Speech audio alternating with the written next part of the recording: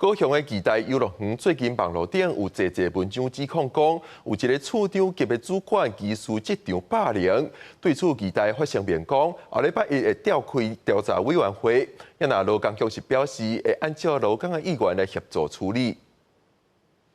伫D卡甲面册几若篇部分的文章，拢是指控同一个主管。高雄期待游乐世界一个处长级主管，最近互一位离职的员工上网表示讲，假是工作上来欺负人，像是攻击员工、会寒毛甲学历、骂员工，员工休假也是下班以外搞办这工作，造成真侪人离职。好不好看，或者是学历好不好，来评断他觉得这个人能力好不好。厂商啊，可能对方的牙齿比较乱，或者是有点秃头，他就会觉得这个厂商不好。有不少同事是下班的时候会哭着回家。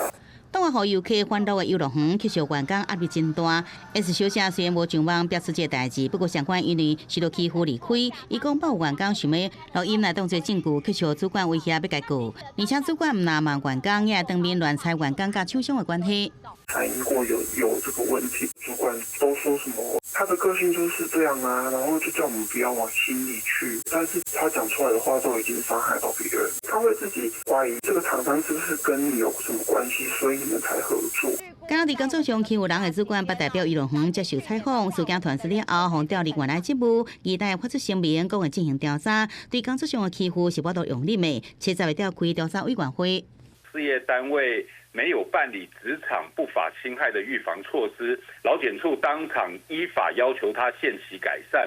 如果届期没有改善的话，将处雇主3到15万元的罚款。劳工局现场劳检了后，先对违规事项来开发，也来讲欺负的代志，因为牵涉劳工所受侵害权益认定甲争取。劳工局讲会依照劳工的意思来协调处理补偿，也是顺司法的方式来调查解决。